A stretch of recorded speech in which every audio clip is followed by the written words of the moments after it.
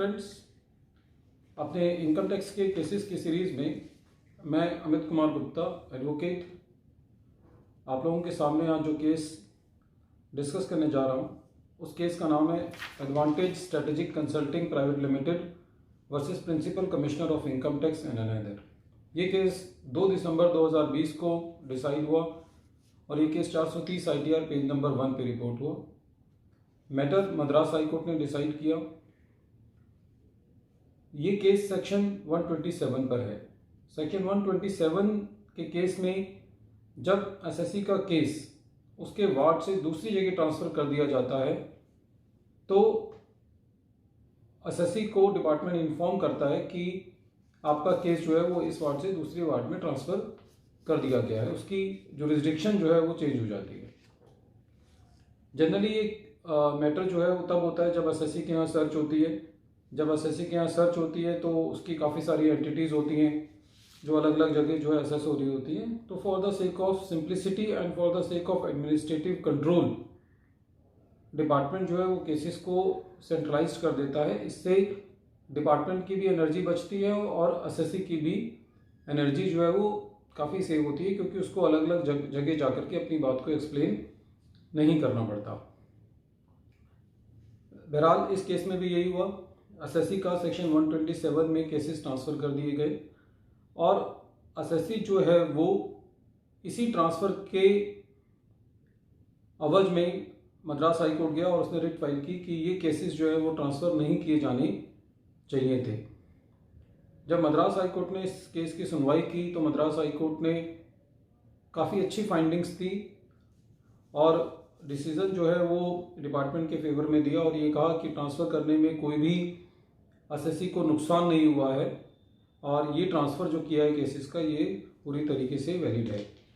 Madras high court ने कुछ reasoning दी जिसके बेसिस पे मद्रास हाई कोर्ट ने अपना केस को डिसाइड किया।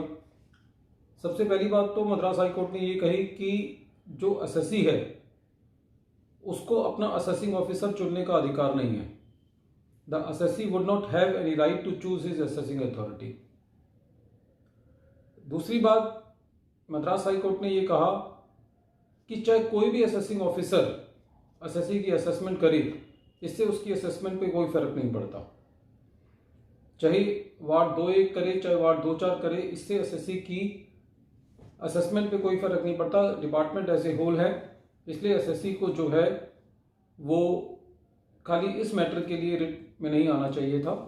और मद्रास हाई कोर्ट ने ये भी कहा कि इस मैटर के लिए हाई कोर्ट में रिट लगाने से जो एसएससी है उसने अपने अधिकारों का दुरुपयोग किया है रिट पिटीशन का, और ऐसा करने से जो है वो हाई कोर्ट का भी और डिपार्टमेंट का भी जो है टाइम ज़ाहिर होता है। मद्रास हाई कोर्ट ने एक और बहुत अच्छी बात कही अपने बात को सपोर्ट करते हुए। वो ये कहा कि अब फेसलेस का ज़माना है, डिपार्टमेंट जो है वो फेसलेस असेसमेंट की तरफ जा रहा है और फेसलेस असेसमेंट में तो एसएससी को ये भी नहीं पता होगा कि उसकी असेसमेंट कौन असेसिंग ऑफिसर कर रहा है। वो जो असेसिंग ऑफिसर वो है जो दिल्ली में है या बॉम्बे में है, उसको ये भी नहीं पता चल पाएगा।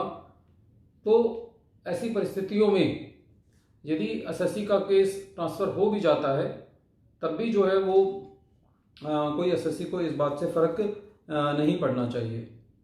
तो फ्रेंड्स, इस केस के डेलिब्रेशन से हमको ये पता चलता है कि हमको खाली for the sake of filing the writ petitions we should not file the writ petitions. We should see that what matter we are going to pursue in the writ petition, and if our law point is weak then we should avoid for going into the writ petitions. Friends, I hope that you like my videos, and in next video I will try to cover some issues relating to section 148 and which are decided by the Delhi ITAT, and those cases are mostly in favor of the SSC. Thank you friends. Thank you.